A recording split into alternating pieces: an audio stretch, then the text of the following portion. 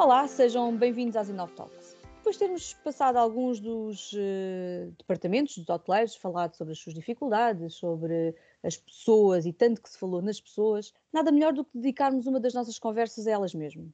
Tenho hoje comigo Vítor Túricas, um profissional muito conhecido não só do trade, mas também do mundo académico, com formação em gestão de recursos humanos e um vasto currículo na área. Para além da sua jornada na Escola Superior de Hotelaria e Turismo do Estoril, gera a sua empresa de consultoria estratégica para o setor hoteleiro, acompanhando clientes nacionais e internacionais também. Vítor, muito obrigada por aceitar o convite para participar neste nosso projeto. Seja bem-vindo às nossas conversas. Muito obrigado, eu que tenho a agradecer o privilégio.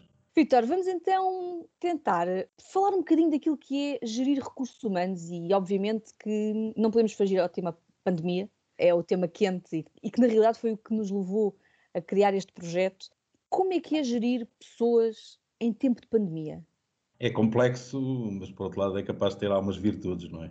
Nomeadamente na parte da hotelaria, era chegado o tempo de evoluirmos um pouco, nomeadamente em matéria de teletrabalho, algumas áreas do e-business, portanto acho que aí vai deixar marcas com valência positiva para o futuro, nomeadamente a parte do e-commerce, a parte do revenue. Portanto, todo um conjunto de funções podem ser exercidas em teletrabalho e que até março de 2020 não eram exercidas. Eram exercidas fisicamente, num local, ao fim e ao cabo, ou da sede, ou da unidade hoteleira, e pelo menos acho que a maior parte começou a perceber que há um conjunto de funções também na hotelaria que podem ser exercidas em teletrabalho. Portanto, algo que de facto acho que aí nos marca e é um passo. Por outro lado também o próprio conceito e produto está a ser reinventado, não é? Portanto, as estratégias disruptivas que acabam a ter uma série de implicações também em matéria de gestão de pessoas. Gestão de pessoas sempre foi um tema muito maltratado na hotelaria, estou a falar na hotelaria nacional, salários baixos, molduras em matéria de horários de trabalho, que não é discurso sindical, é discurso de gestão, molduras em termos de horários de trabalho anacrónicas, portanto, horários partidos,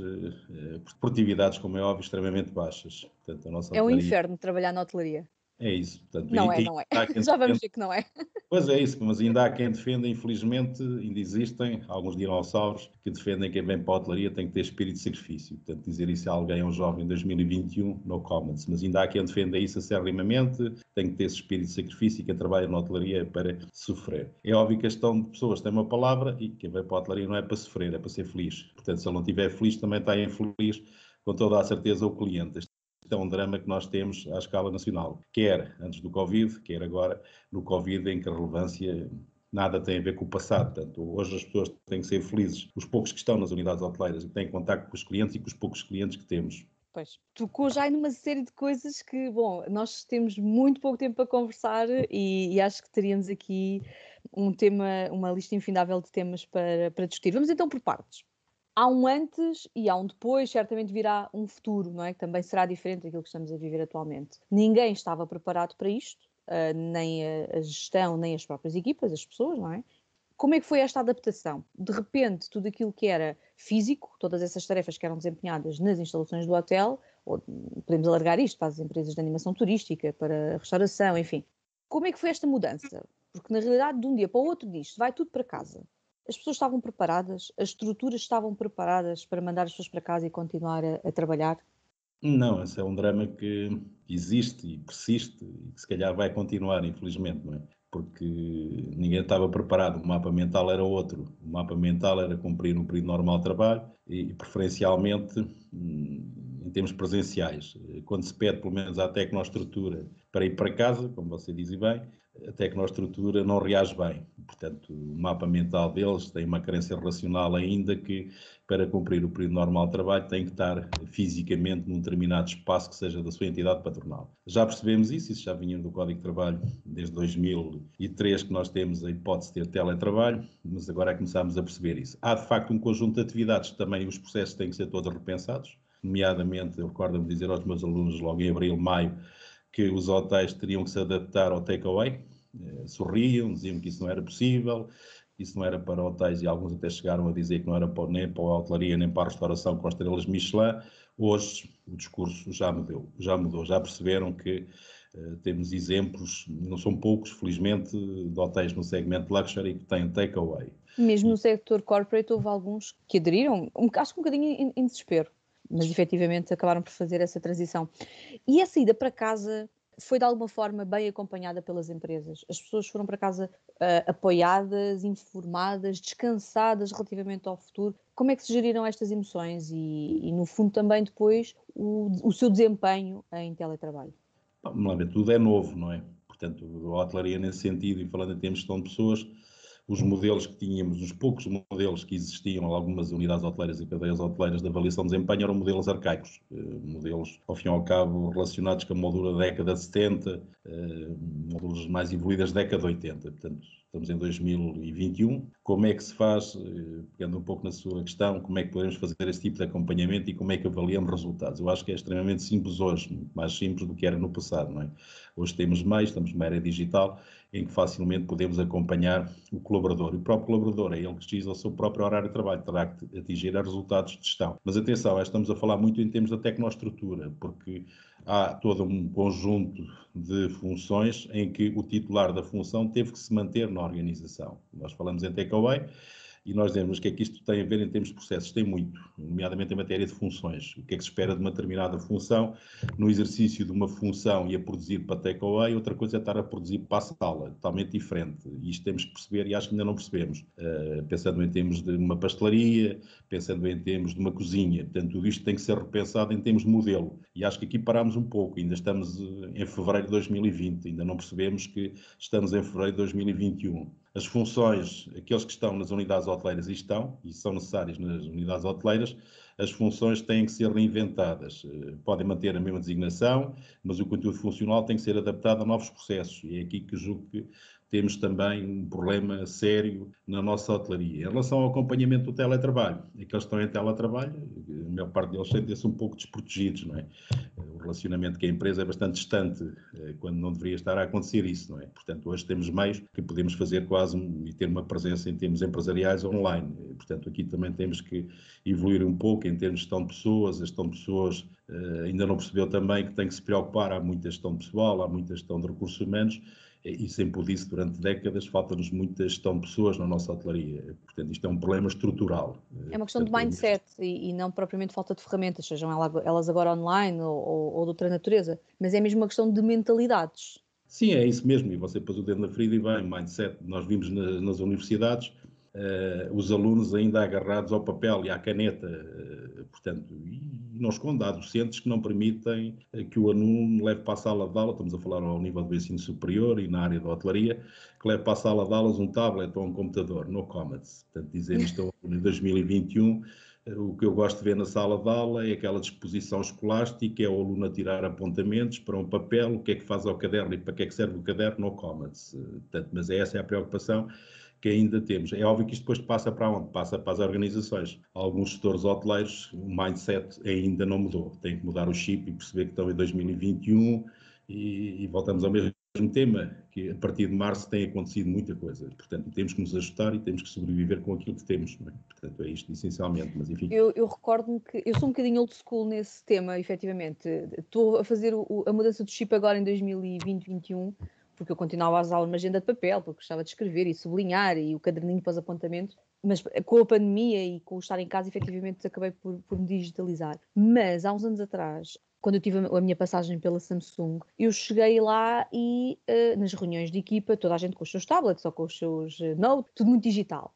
E eu virei para eles e disse-lhes, vocês nem pensem que vão acompanhar uma reunião num hotel com um tablet ou com um telefone, porque o diretor do hotel vai achar que vocês estão, sei lá, nas redes sociais ou a jogar qualquer coisa, não lhes estão a dar atenção. E isto, efetivamente, sente-se muito isso que estava a dizer. Não só os mais antigos, mas mesmo alguns diretores de uma camada mais jovem, estão muito focados na operação, no papel, naqueles procedimentos que toda a vida se fez e estão-se a esquecer de passar um bocadinho para esta onda um bocadinho mais digital, mas agora foram forçados. E eu acho que não chegámos onde gostaríamos ainda, mas acho que demos um bom passo. Mas isto para voltarmos então aqui ao ponto que estávamos a discutir, que é os processos, a mudança, digamos, das tarefas das pessoas e de tudo aquilo que era o seu dia-a-dia. Isto levanta uma série de desafios, portanto, para além de estarmos aqui um bocadinho de acordo que o mindset ainda não está no ponto ideal, como é que estamos em termos de formação a estas pessoas? Porque tudo passou a ser mais digital, tudo passou a ser mais distante, a comunicação com os clientes é mais digital, a comunicação entre equipas é mais digital. Como é que estamos? há procura pela formação, as empresas têm esta preocupação e estamos a falar num contexto pandémico, mas podemos alargar ao antes e ao virar depois, que é a preocupação das empresas em ter quadros formados, que podem não vir para a estrutura formados, mas que depois, no decorrer daquilo que é a relação com o funcionário, lhe ir providenciando formação, não só aquela que é obrigatória por lei, aquelas 35 horas de fachada, que se arranjam sempre assim uns certificados que provam que foi dada a formação às pessoas. Isto é só teoria ou, na prática, as empresas têm esta preocupação de formação com as equipas?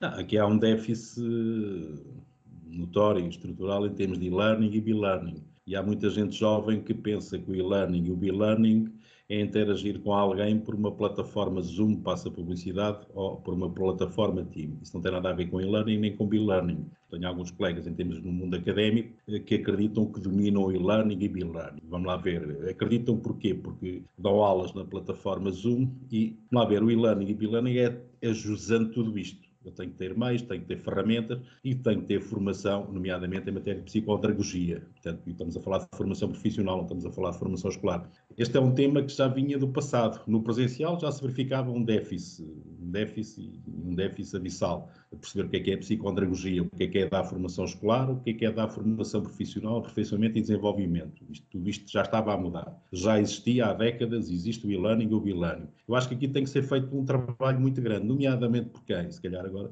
vou dizer aquilo que não devo dizer, o Turismo Portugal. O Turismo Portugal tem que perceber, já que estamos a falar de hotelaria, o que é e-learning, o que é be-learning. As próprias instituições de ensino, ao nível do ensino superior, têm que oferecer meios, têm que oferecer cursos, nomeadamente meios aos seus docentes, têm que oferecer meios, e agora em termos de formação profissional e aperfeiçoamento e desenvolvimento, aos animadores. Não gosto da palavra formador, cheiro-me a bafio. Formador, formando, formador, isto ainda andamos aqui um bocadinho com esta moldura do formando, do formador. Estamos em 2021, por isso sou avesso há décadas, é esta semântica do formador e do formando. Cheira-me logo a bafio. Modelos plásticos, portanto, temos que evoluir nestes modelos. Aqui temos um drama na formação profissional. A formação é obrigatória, em palavras todos dizemos que a formação é investimento, mas na ação, para a maior parte das pessoas na hotelaria, a formação é custo.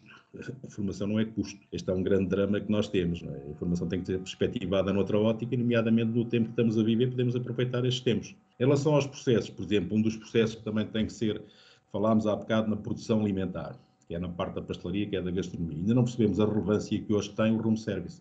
O room service em fevereiro de 2021. Temos que perceber o que é o room service. E neste momento o room service pode ter uma expressão que não tinha há um ano atrás. E há muito boa gente que ainda não percebeu isto. O takeaway, o room service. Portanto, o processo tem que ser reinventado. Portanto, o cliente, o próprio vending. As pessoas ficam apavoradas, vending, isso é para os hotéis no segmento económico. Não, isto existe nos melhores hotéis do mundo. Ok, com certeza que a máquina de vending não é aquelas máquinas no Commons. É a mesma coisa que a máquina do café. A máquina do café é no quarto, com certeza. Tenho uma máquina de café num quarto 3 estrelas, tenho uma máquina de café num quarto 4 estrelas e 5 estrelas, mas as máquinas são diferentes. As próprias máquinas de vending também podem ser ajustadas ao segmento em que estamos a falar e, portanto, não é à toa que marcas como a Nespresso têm máquinas bonitas e que disponibilizam ao cliente uma vasta seleção de tipos de café e, portanto, é perfeitamente de gourmet, nada tem a ver com a brejice de um hotel de estrada de 2 estrelas ou 3 estrelas, enfim. Sim, ou seja, estamos a tocar nos processos a relevância, nomeadamente também do aspecto que é importante, já existia e que agora tem uma expressão que não tinha anteriormente, que é o autosserviço também, não é? Perceber o que é o autosserviço, não é? E alguns dizem, então, mas isso vai levar a taxas de desemprego, vai criar problemas estruturais. Não, antes pelo contrário. Portanto, cada vez mais há uma maior exigência em matéria de capacidade intelectual. E aqui temos um déficit. Um déficit não é em termos de QI, é em termos de QE e QA, nomeadamente o QA, o ser otimista. Hoje temos que, por excelência, ser otimistas. E procurar oportunidades onde nos surgem os desafios, não é? Neste caso é um bocadinho isso que se coloca. O desafio é enorme, mas existem algumas oportunidades e eu penso que passa muito pela análise dos recursos humanos e pela sua reestruturação, se calhar pela reciclagem de alguns recursos humanos que pode ajudar efetivamente a fazer face a esta adversidade. E começar pelo top. Portanto, esse é o drama. Portanto, ou seja, esse é o drama.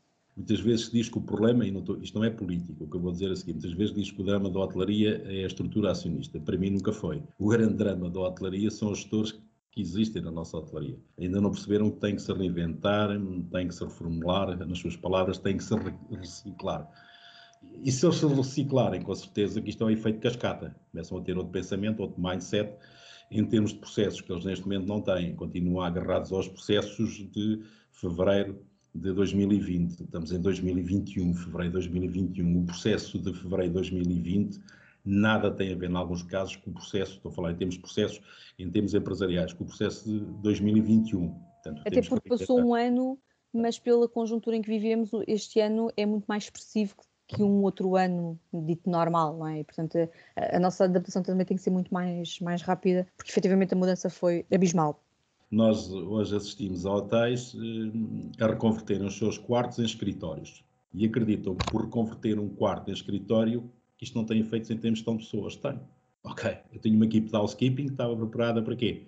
Para trabalhar em quartos. Hoje tenho que trabalhar em escritórios. Portanto, isto é um exemplo banal e aos níveis de qualificação mais baixos sem suscetibilidades. Mas isto para dizer o quê? Que isto está a afetar, em termos de processo, quase todas as áreas funcionais. Housekeeping, parte de F&B, quer dizer, tudo isto tem que ser mexido. Toda a infraestrutura, porque um cliente que vai continua a ser um cliente corporate, mas que é um cliente corporate diferente, com outro tipo de necessidades, implica que também toda a estrutura consiga dar resposta, não só ao housekeeping, mas depois também todos os departamentos. Sendo que o housekeeping acaba por ser, e nós tivemos connosco a Conceição Castelo nos últimos 2 episódios e que falámos justamente de housekeeping e das dificuldades que este departamento ultrapassou, ou que está a ultrapassar nesta fase, e também as mudanças que aí vêm, mas se calhar até foi dos departamentos mais negligenciados em termos de RH no que toca à parte emocional, porque estamos a falar, se calhar de uma forma geral, as pessoas que mais risco correm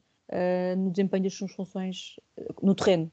Sim, correm elas e corre o cliente. Portanto, que elas têm contacto, elas e eles, ainda andamos muito agarrados a elas. Isto é um exemplo. Exato. Já temos alguns casos de sucesso de homens. Pois, É mas fantástico. em Portugal ainda andamos muito agarrados a esta moldura. Fala-se em housekeeping e sem suscetibilidades ao frente, fala-se em senhoras. Temos que perceber que não podemos discriminar sexualmente o homem. O homem também tem que estar na parte do housekeeping. Mas é raro ver, nomeadamente, diretores de housekeeping em Portugal. Vê-se mais é senhoras. Portanto, temos que repensar tudo isto. Mas voltando àquilo que essa questão que a Zélia estava a colocar. O risco é grande para a empregada, mas também é muito grande para o cliente. Ok? Temos que perceber isso. A empregada chega ao hotel e persegue todos os procedimentos fixados. Importa saber é a montante, o que é que se passou antes dela chegar ao hotel. Estamos em 2021 e em fevereiro de 2021. Ela, quando entra à porta de serviço ao ele, persegue todos os procedimentos. Mas o que é que aconteceu anteriormente? Este é o drama. Será que as empresas limitaram-se a preencher os requisitos para ter um selo Clean and Safe ou houve efetivamente, e quando eu digo efetivamente, reforço o termo, efetivamente a preocupação de formar as equipas e lhes dar todos os conhecimentos que elas necessitavam para se proteger antes de chegarem à unidade hoteleira, portanto, o seu comportamento na vida pessoal e depois dentro da unidade hoteleira no desempenho das suas funções, nos cuidados que deve ter para a sua proteção e também para a proteção dos outros. Essa preocupação foi real? Eu julgo, pronto, lá ver, não posso particularizar, mas ainda há empresas que se preocupam. Opinião profissional. Há empresas que se preocupam, estamos a falar da hotelaria, com o custo da máscara. Aquilo para eles é um custo, não é investimento. E uma colaboradora ou um colaborador que pede para levar máscaras, no comment. Se durante o período normal de trabalho já há controle do número de máscaras, o que acontece a montante e a jusante do período normal de trabalho, e é aqui que eu queria pôr o dedo na ferida, então aí estamos a falar de uma coisa banal, com um custo ínfimo, a máscara, ok? A máscara ainda é olhada para a maior parte das entidades. Acho que não é tanta estrutura acionista, é essencialmente os gestores que temos. Eu continuo a bater na mesma tecla. O problema da nossa hotelaria é um problema estrutural e tem muitas vezes a ver com as direções. Não são todos, atenção, felizmente, alguns estão-se a marcar pela diferença. Mas ainda existe muito os dinossauros, portanto, os velhos do Restelo, neste setor, com aquela hotelaria da década de 60, década de 70, portanto, eles não perceberam. E a máscara para eles é que é custo. Eles acreditam que se pouparem na máscara, vão ter um EBITDA que não têm se não pouparem na máscara. Eles têm que pensar no negócio. Portanto, eles têm que pensar como é que conseguem ter clientes dentro da unidade e fora da unidade hoteleira, porque hoje há muito cliente que não entra na unidade hoteleira. E eu posso os ter, nomeadamente pensando em termos da F&B. Portanto, alguns já começaram a perceber isso. Outros continuam como os velhos do Restelo. Continuam o cliente, se quer consumir o meu F&B, tem que vir ao meu hotel, no Commons. Mas enfim, peço desculpa estar... Só se calhar fazer aqui um comentário para que não haja ninguém com as suas suscetibilidades feridas. Quando nós nos referimos a dinossauros, isto não tem necessariamente a ver com idades, mas com mentalidades. Porque sim. existem, felizmente, muitas pessoas séniores, diretores gerais séniores, gerais e departamentais, que felizmente perceberam que tinham que evoluir e que se muniram de profissionais competentes e que estão a fazer um bom trabalho no mercado. Portanto, eu também utilizo muito o termo dinossauros porque efetivamente acho que é esse o melhor termo. Encontram-se ainda algumas situações e não são gerais, ou seja, isto não se aplica a um segmento ou um tipo de hotel. Acaba por ser um bocadinho transversal. Encontramos isto em grupos de maior dimensão, mas também encontramos independentes e encontramos não só os dinossauros, mas também já encontramos, felizmente, diretores que querem e que estão a fazer a diferença. Bom, ainda numa perspectiva empresarial, o que é que os diretores de hotel ou o que é que os acionistas procuram nos seus profissionais de hotelaria? Hoje, mais do que nunca, eles procuram uma coisa que alguns têm dificuldade em aceitar e que as nossas estruturas curriculares ainda não valorizam, que é o otimismo. Portanto, é uma competência emocional, reporta a Daniel Goleman, não quer ser académico, Daniel Goleman é um dos gurus no domínio da inteligência emocional, e quando se fala em otimismo, há sorrisos rasgados, ter disciplinas na estrutura curricular que consigam potenciar e desenvolver o otimismo dos alunos, nomeadamente nos cursos do ensino superior, que estão a formar diretores de hotel. Portanto, e desde já agradecer há bocadinho que você pôs o dedo na ferida, os tais dinossauros não têm nada a ver com a idade cronológica, tem a ver com o mapa mental. Portanto, nós ainda vamos encontrar jovens que ainda estão a ser formados, que ainda estão a potenciar e desenvolver o mapa mental do dinossauro, se me permitem esta metáfora. Não é? Portanto, aqui é que é o drama. Portanto, eu acho que o que é que o acionista procura essencialmente? Procura diretores onde outros diretores veem ameaças, eles consigam vislumbrar oportunidades de negócio. Pronto, eu tenho que ter aqui algum tempo na língua, mas quase que me apetece dizer que poucos olham para o momento que estamos a atravessar como uma grande oportunidade em termos hoteleiros. Esses são os melhores, portanto, são aqueles que não veem ameaças no momento que estamos a experimentar e que conseguem, no momento que estamos a experimentar, ver grandes oportunidades, nomeadamente para a nossa hotelaria, o que não é fácil, por isso é que são pagos a peso de ouro. E já procuramos pessoas formadas em determinadas escolas, com determinados cursos, com determinado percurso, ou ainda temos muito fator C, se é que me entende? Eu estou muito confortável, porque a minha carreira foi muito desenvolvida e já lá vamos décadas, comecei muito cedo a desenvolver, portanto, esta área do recrutamento e da seleção.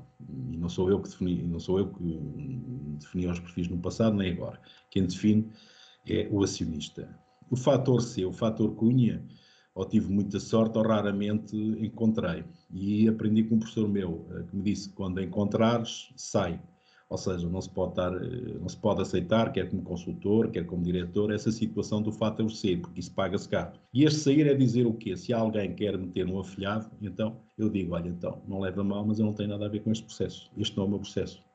Não é sair da empresa, quer dizer, marcar-se pela diferença. Eu julgo que neste momento, sei que isso vai dar sorrisos rasgados, que o fator C tem uma ponderação muito baixa, por estranho que possa parecer. Paga-se caro. Quem vai pagar caro é o acionista. Se mete um diretor de hotel com o fator C, se eu entendi o que era o fator C, a cunha. Perfeitamente. Portanto, se mete o afilhado a gerir o seu hotel e a conduzir o seu hotel, é uma questão de timing. Vai sair do Mas bolo. ainda existe muito?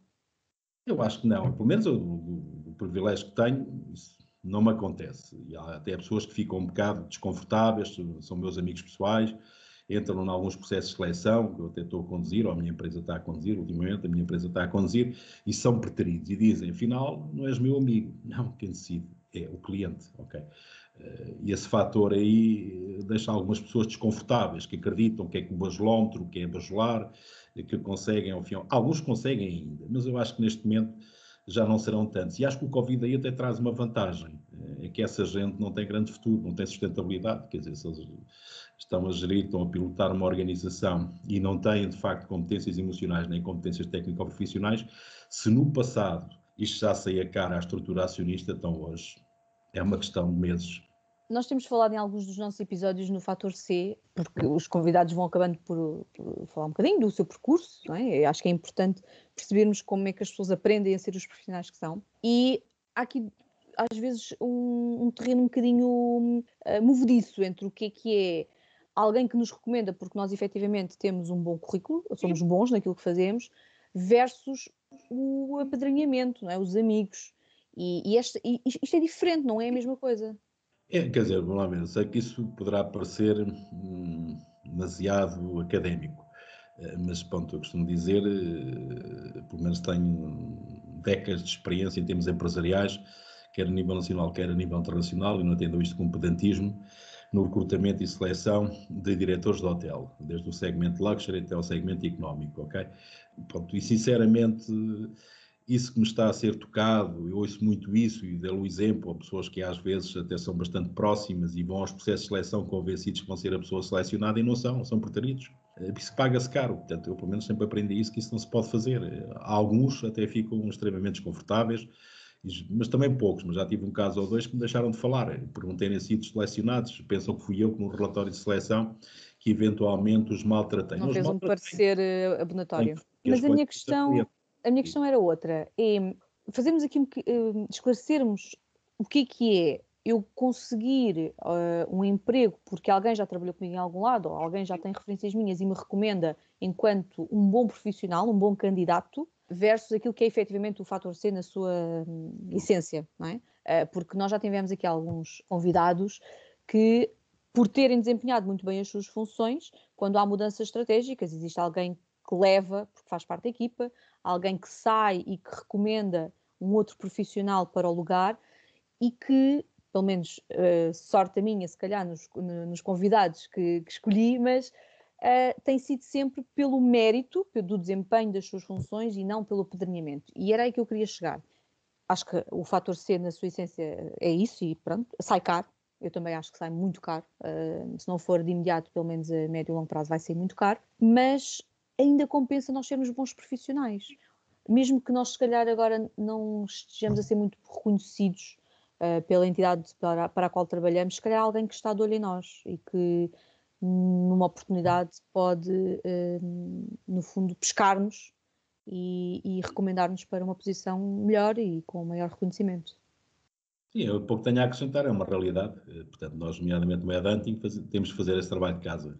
E hoje temos uma mais-valia que não tínhamos no passado, que é a chamada pegada eletrónica. Portanto, hoje é um trabalho que qualquer um faz, até esquecendo o consultor, o meu próprio cliente, já tive recentemente situações dessas, em que quando é apresentado o relatório de seleção, o cliente também já fez esse trabalho de casa, já foi às redes sociais, perceber quem eram aqueles candidatos, se lhe interessam, se não interessam, se existe ou não existe alquimia emocional com eles, atenção também a este detalhe, estamos a falar ao nível de direção, ao nível do top.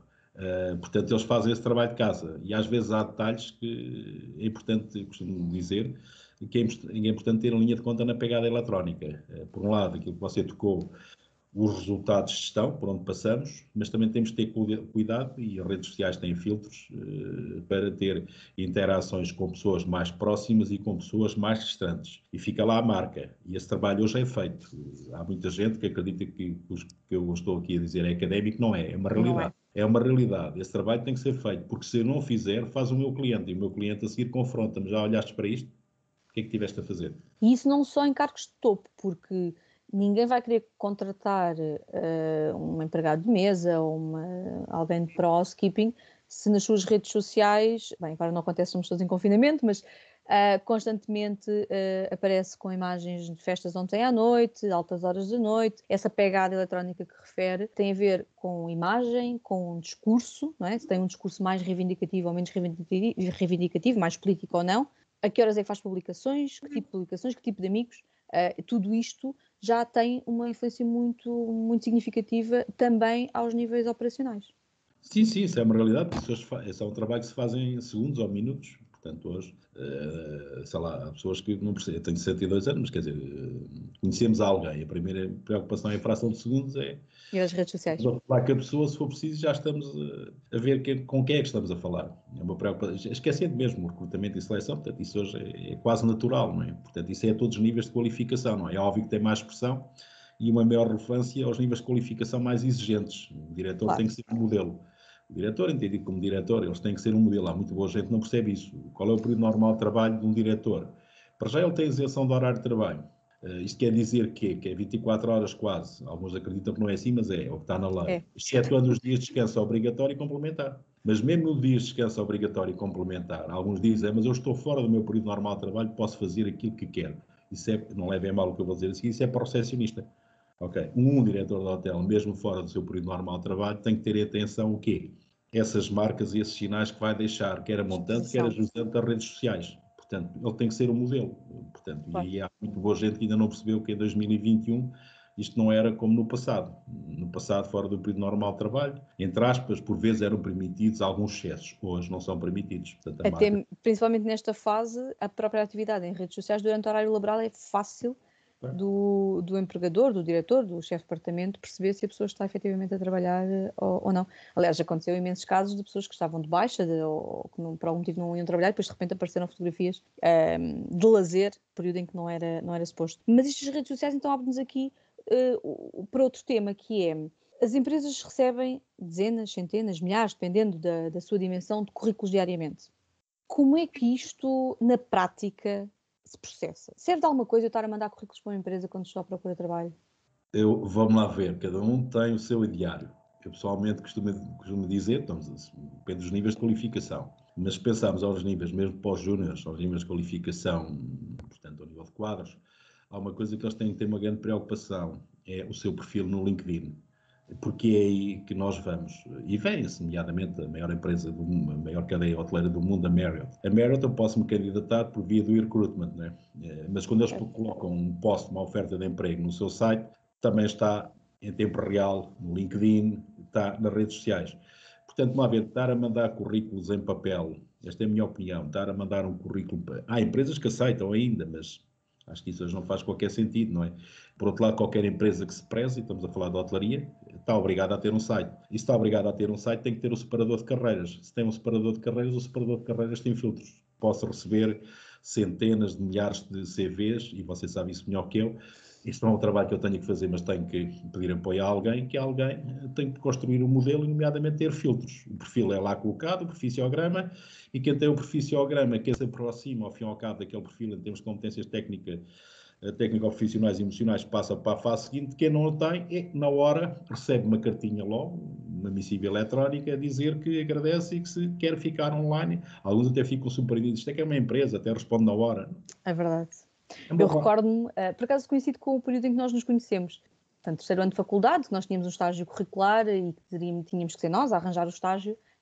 Eu enviei, sei lá, na altura, estamos a falar há alguns anos, enviei imensos e-mails e cartas a pedir estágio curricular, e o único que me respondeu, recordo-me perfeitamente, foi o Hotel Fênix. Pronto, a dizer que lamentava, mas não tinha possibilidade de aceitar o estágio. Mas a verdade é que não há resposta. E muitas das vezes nós também acabamos por não saber se estamos a fazer bem, se estamos a fazer mal, se faz sentido a forma como o estamos a fazer. E é importante que quem está, nomeadamente os júniores, mas infelizmente em 2021 temos muitos profissionais de hotelaria à procura de novos desafios, é importante perceber qual é a forma correta de chegarmos às empresas. Não basta mandar um currículo. Sim, vamos lá ver, e o currículo, pode-se mandar o currículo, mas vou cometer um excesso também. No meio académico, ainda há docentes que ensinam aos alunos, no meio académico, estamos a falar ao nível de licenciaturas, a redigirem um currículo Aeropass. Receber um currículo Aeropass para um candidato a quadro, júnior ou até no sénior, no comments. Quer dizer, isso é sinal que provavelmente não sabe desenhar o seu CV. Portanto, também, vamos ver, o CV tem que ser apelativo. E onde é que eu torno o meu CV apelativo? É no LinkedIn. Não tenho o feed do LinkedIn, estamos a falar ao nível dos quadros. Eu não vou à procura sem suscetibilidades de um copeiro no LinkedIn, mas há quem vá, mas no comments. Quer dizer, portanto, aí provavelmente vou encontrar um copeiro que não é o copeiro que eu pretendo, com toda a certeza. Portanto, vai ter um superávit de competências para a função. Há também redes sociais próprias para procurar um copeiro, sem suscetibilidades, não é um cafeteiro ou coisa que valha. Agora, quer dizer, a estes níveis, quando você me pergunta, vale a pena aos jovens, nomeadamente, estarem a mandar CVs, vale, quer dizer, vale a jusante daquilo que estamos aqui a falar. Agora, quando eu envio, tem que ser extremamente apelativo. Tem que lá estar o quê? Plasmada a minha criatividade. Não posso passar um mapa mental de ser o quê? De ser, ao fim e ao cabo, um indivíduo que não pensa fora da caixa. Eu tenho que pensar fora da caixa. Portanto, para ser apelativo para a organização, tem que marcar pela diferença. Caso contrário, Mas o sentimento é que os e-mails com currículos, com candidaturas, vão normalmente para um e-mail geral e que nunca chegam a quem dirige. Aí também, se eu vou por essa moldura mais convencional, atenção, e não tenho peso nenhum, porque hoje qualquer empresa que se preze na hotelaria está obrigada a ter um site. E se tem um site, tem que ter implicitamente um separador de carreiras. Mas depois não há uma gestão desse mesmo site, não é? Isso é outro tema, quer dizer... Exato, é porque está lá, efetivamente, nós carregamos, preenchemos lá alguns campos, mas aquilo depois não serve rigorosamente para nada, porque vai disputar um e-mail para o geral, ou para alguém. Aí estou plenamente de acordo consigo, também não posso dizer o contrário, não é? Portanto, não basta ter só, é a mesma coisa que ter um blog. Algumas cadeias hoteleiras, portuguesas, as maiores, em 2020, começaram a perceber a relevância do blog. Eu costumava dizer nas aulas que a Marriott tem um blog do Bill, do Sherman, tem um blog do CEO, está também no LinkedIn, e tem um blog, tem 3 blogs, e tem um blog dos colaboradores. E estamos a falar da maior cadeia do mundo. E eu costumava dizer que isto era para eu dar aulas. O Bill Marriott fazia um blog para eu dar aulas. O Sorensen fazia um blog para eu dar aulas. Portanto, ou seja, a relevância de quê? E que você pode ver, mas o que é que isto tem a ver com recrutamento e seleção? Tem muito, que é a imagem, ao fim e ao cabo, de uma organização. Algumas organizações, antes do Covid, como nós sabíamos, a hotelaria estava com um grande problema, que agora já esquecemos. Era o problema de recrutamento. Queria-se alguém e ninguém queria ir para a hotelaria. Okay. Porquê? Porque era a imagem que a hotelaria tinha em relação a outros setores. Níveis salariais extremamente baixos, isto não é discurso sindical, é discurso de gestão. Se eu quero os melhores, tenho que pagar acima do mercado e não abaixo do mercado. E depois o cancro estrutural, que ainda anda por aí, que são a organização dos tempos de trabalho. Ainda, em alguns casos, com aqueles horários que nem vale a pena, que existem ainda em 2021 e que remontam à década de 50, década de 60, porque acreditamos que não podemos ter horários seguidos. Temos que ter horários seguidos na hotelaria como qualquer setor. E para aí, é só assim que se consegue atrair os melhores. Mas, enfim, deixando esse tema, voltando aí ao tema dos CVs e a forma de... Eu tenho que me insinuar, pronto, se calhar sendo um pouco grosseiro, se eu quero entrar numa organização, tenho que me insinuar e aquilo que você está a dizer também tenho que perceber, e para isso tenho que fazer o trabalho de casa, qual é o e-mail para onde eu devo enviar. Para mim, entendedor, a minha palavra basta. Tenho que fazer esse trabalho de casa. E para isso também existem o quê? Motores de busca. Tem que se fazer o quê? Networking. Portanto, se eu não fizer networking, estou perdido. Há de haver alguém que me vai dar, que é o que você estava a dizer, que é a pessoa que decide para aquela função. E me vai dar provavelmente o quê? O e-mail dessa pessoa. E se me der o e-mail dessa pessoa, é para aí que eu envio para os outros, como estamos aqui, e envio também para essa pessoa. Agora, para essa pessoa olhar para mim, eu tenho que ter um discurso muito apelativo, muito sintético, quer dizer, não é mandar para lá um currículo com 5 ou 6 páginas, aquilo não vai à balança, não é? Portanto, claro, não é pelo peso que vamos valorizar.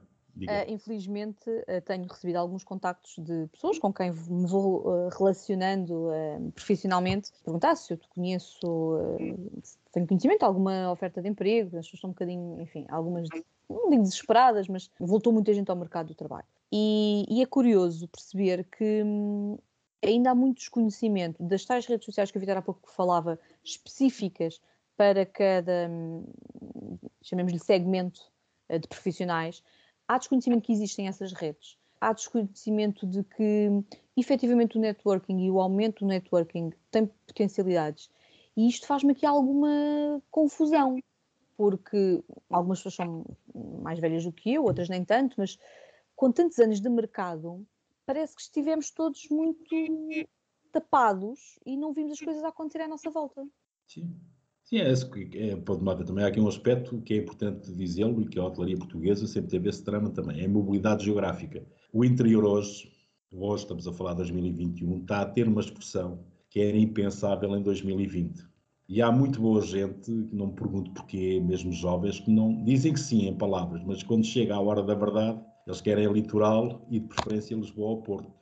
Mas, Vítor, isso é só pela... Eu sei que tem muita importância a componente geográfica, mas não terá também a ver com os baixos vencimentos que se pagam?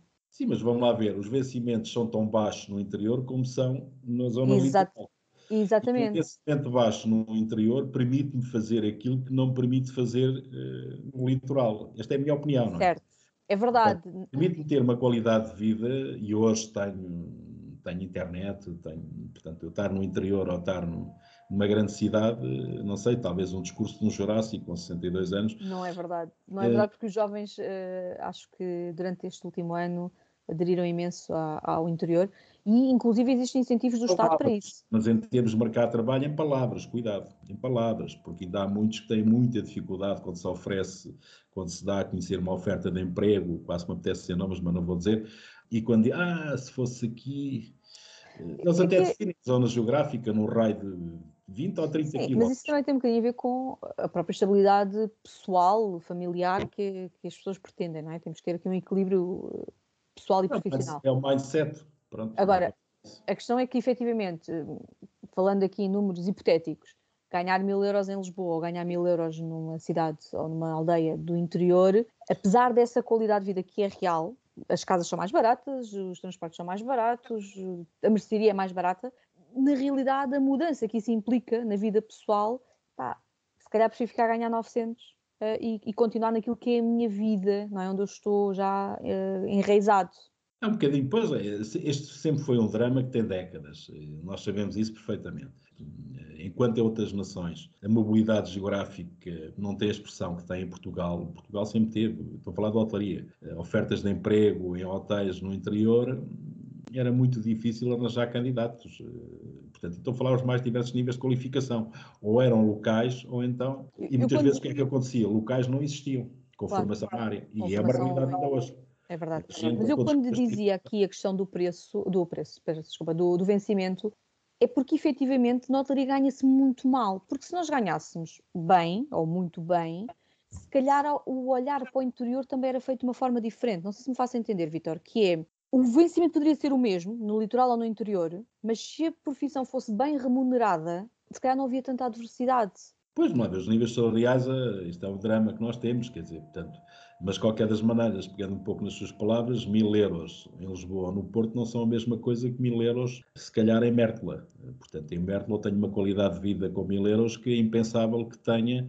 Certo, mas depois, em Vila Moura, mas depois se tiver raízes em Lisboa ou no Porto, o consumo em deslocações, não só em tempo, mas monetárias, não é? Sim, pronto, é esse o drama. Portanto, nós sabemos, isto não é, atenção que eu não tenho quadrantes políticos, mas o próprio governo neste momento está a dar um conjunto de incentivos para o interior. E mesmo assim, veja a expressão que está a ter, ao fim e ao cabo, e a procura que está a ter, quer dizer, portanto, as pessoas, e estamos a falar de gente jovem, os jovens têm alguma dificuldade, isto é um bocadinho, eu julgo que é um problema que tem a ver com os bancos de escola, com os bancos de universidade, porque ficamos um bocadinho arraigados a uma determinada zona, a um determinado processo cultural, um processo de aculturação, e depois não queremos ter contacto com outros processos de aculturação, temos uma grande dificuldade. E na realidade ainda existe a ideia de que os hotéis bons são os de cidade e não os de interior, o que não é verdade. Pois, eu pessoalmente tenho uma opinião diferente, nomeadamente a partir do Covid, porque neste momento o que o cliente procura é destinos em que o Covid não tenha a expressão que tem.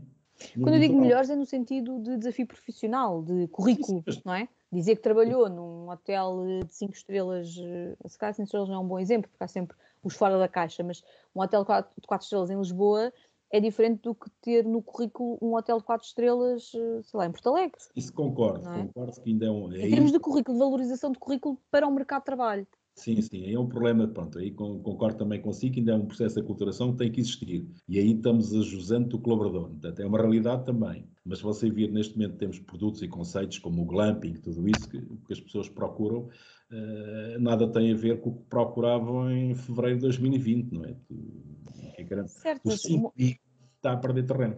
Mas aquilo que hoje em dia, em 2021, está a ser procurado pelos turistas são unidades mais pequenas, com determinadas características físicas e, em termos depois de reconhecimento no mercado, ter sido gestor numa dessas unidades que tem 20 ou 30 alojamentos, se depois quisermos dar um salto e mudar de empresa, o reconhecimento não é o mesmo que se tiver num hotel de cidade com 100 quartos. E isto levanta outra questão, que é, também não é a mesma coisa trabalharmos em Portugal, trabalharmos num outro país da Europa ou irmos trabalhar para os Palopes. Sim. Em termos de currículo e de valorização do currículo. Sim, concordo plenamente. Portanto, vamos criar arquétipos. Portanto, quem entra nos Palopes acaba por entrar num determinado... E não é só Palopes, quem entra na moldura africana Claro. os lotes, portanto, depois acaba por ter ali um pipeline que tem dificuldade em sair desses pipelines, porque há produtos fabulosos por esse mundo fora. Em África, Tanzânia, sei lá, falando em lotes, mesmo alguns palopes, no Moçambique, Angola, Cabo Verde, quer dizer, mas depois tem dificuldade em sair desse pipeline. Isso é uma realidade. Portanto, isso eu não vou dizer o contrário, não é? É a mesma coisa que eu trabalhar em resorts e depois querer ir para hotéis de cidade. Também é difícil. Portanto, uma coisa é gerir um resort, outra coisa é gerir um hotel de cidade. Ainda há esses arquétipos. Portanto, ainda se valoriza essa situação. Agora, o que é que eu digo? Quer dizer, portanto, em relação à mobilidade geográfica, acho que vejo as próprias universidades.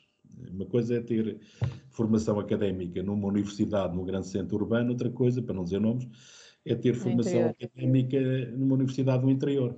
E se quisermos, não tenho peso nenhum, como você disse há bocadinho, íamos falar também nesta vertente académica, por exemplo, que é o docente que quer ir para o interior. Ainda é um drama também. Existe. Eu calculo que o Covid aí vai trazer uma mais-valia neste momento, porque se calhar há pessoas Vamos ver se será uma mais-valia duradoura ou se é uma coisa mais momentânea e que daqui a 2 ou 3 anos, enfim, cá estaremos para ver, não é? É isso. A conversa de hoje fica por aqui, mas o nosso convidado regressa para a semana para continuarmos a falar das pessoas, o coração da hotelaria. Vamos falar dos processos que as envolvem e das mudanças que o momento que vivemos nos convida a fazer. Mindset é a palavra de ordem que retomaremos no próximo episódio. Entretanto, gostaríamos de saber o seu feedback, queremos saber a sua opinião. Afinal de contas, foi para si que criámos este projeto e é para isso que existem as nossas redes sociais. Fale connosco em @9talks no Facebook ou no Instagram, onde podemos continuar a conversar. Eu regresso na próxima semana, juntamente com o meu convidado. Obrigada por estar desse lado e até lá!